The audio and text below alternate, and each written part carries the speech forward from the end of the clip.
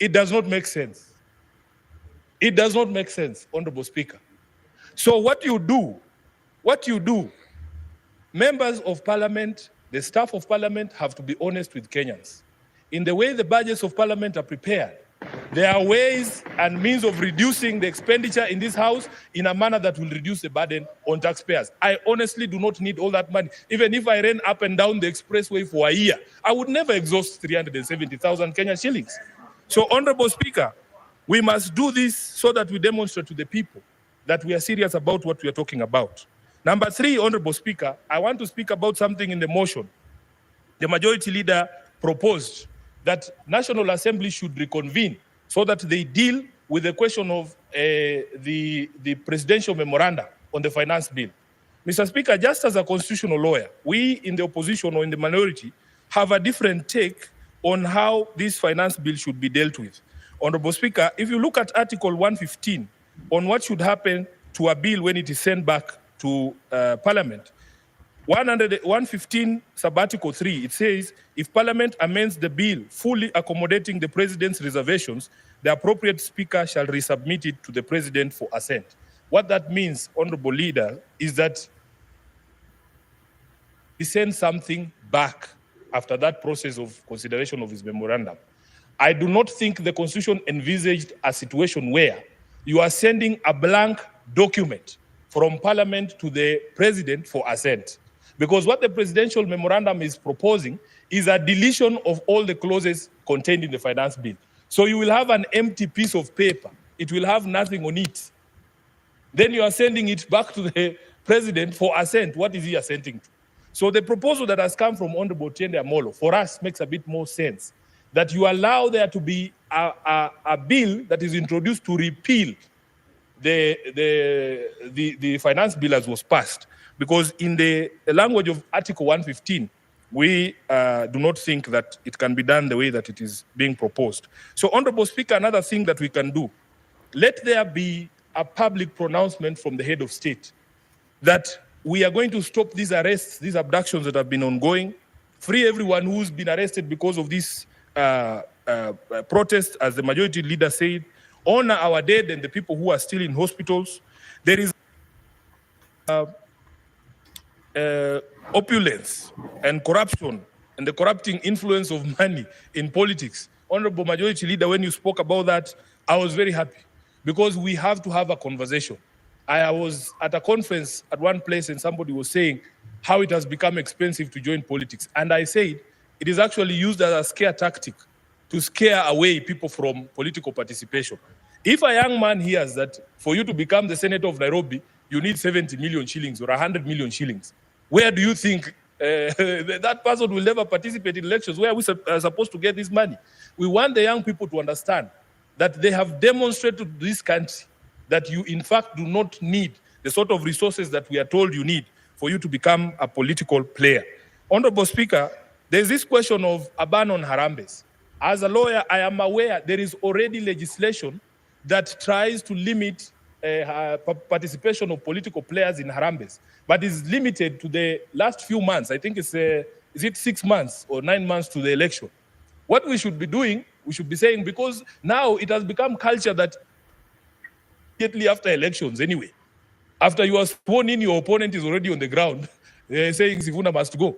So why don't we just extend the period and say throughout the term of parliament, members of parliament should not be allowed to participate in these harambes and demonstrate the sort of opulence that we have seen. The majority leader and Honorable Halwale has spoken about a rigged economy, and that is something that has touched my heart. Those of us who are born where we were born, Honorable Speaker, many of our young people, including myself, have always wondered how is it possible that people who we know had lesser grades, had far inferior grades in school. We were better than them at everything. They are making progress at a faster rate just because of their second name. We are just there languishing. People have 6 degrees, have never gotten an opportunity. People go for interview after interview. The moment somebody sees your name is Watenya or Sifuna, your CV is put aside.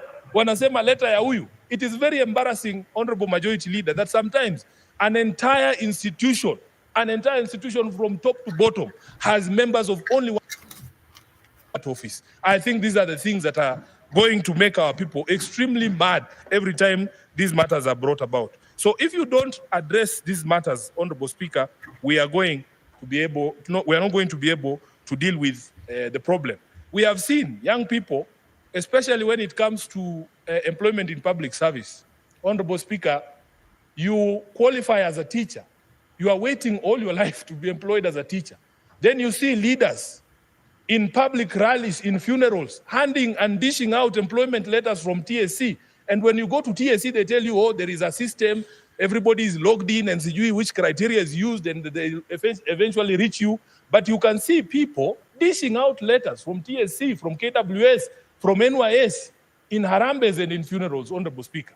I think, and even police, these are the things that we need to work on as a leadership so that we stop all this anger that you see. Let me go to another thing, Honorable Speaker. An angry people cannot be reasoned with. Right now, people are very angry. And this is why I'm trying to, explain to this House that we are not going to be prescriptive in how we deal with this issue. Honorable Speaker, that we can demonstrate to the country that at least there is a place where a conversation can be had. Senate is the only House of Parliament that goes to the people. We don't fear the people. That's why we are still here. So if it is possible for us, even if it is going to Uhuru Park as somebody has suggested, we are ready to be insulted, because at some point we deserve to be insulted. But at the very end of that, of those insults, I think we will be able to pick some few things. Honorable Majority Leader was telling us a story of how he logged into one of the Twitter spaces, and he said there was maybe 60% expletives and insults, but 40% was good material, and it has inspired even the speech that he made this morning. So let us put ourselves at the disposal of the people. We should be available to the people so that we deal with this. On debt, I agree with you, Honorable Majority Leader, that there has to be a public audit of all Kenya's debt so that we know what the truth about this is. On budget, we explained, and I've given an example here of how we feel that sometimes our budgeting process is padded in such a way that it allows for budgeted corruption. We have estimated, Honorable Speaker, at least those of us on the minority side, that we can do away with at least 1 trillion shillings in this budget. And we don't need to punish anyone. We just need to cut on expenditure in our own institutions. I will go to some of the proposals that I have received from members of the public. Number one, Honorable Speaker, there needs to be an audit of all appointments from September 13th, 2023.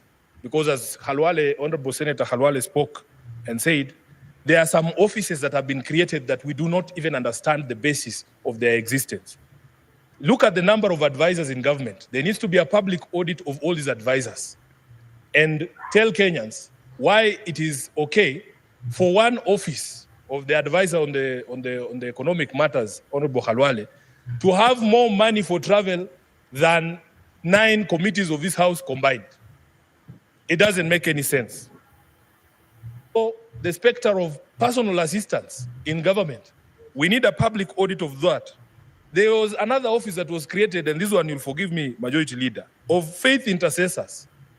We need a public audit of who are these people and why are they earning public money. Honorable Speaker, I had occasion to see one business card of one of those faith intercessors. It was the most powerful business card I have ever seen in my life. Honorable Speaker, you have spoken about the office of the First Lady, and I am happy that the President himself took a first initial step to say that office will cease existing from, I think he said, Monday of this week. It had 285 employees. I am telling you, the Deputy President, the wife of the Deputy President's office, 100 employees. Honorable Speaker, we cannot continue like this. Then there is a specter of retreats, and this one, we are all guilty as members of this House. We need to look at our retreats, whether the retreats we are taking are necessary, whether these meetings cannot be had here, whether those resolutions cannot be.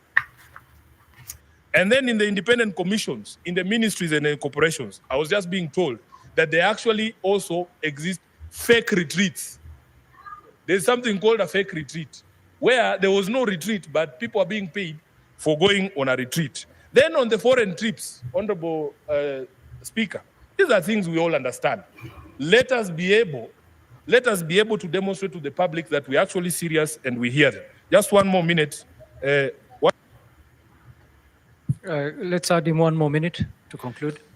And then on the ODPP, I was just conferring here with my friend, the senator for Migori. We were shocked when we heard that a plea bargain had been entered in the Migori corruption case, that a governor who's have been accused of stealing billions of shillings has agreed to return 300 million, and then the case is withdrawn. I want to call for an audit of all the in the past 12 or 24 months, Honorable Speaker, so that we understand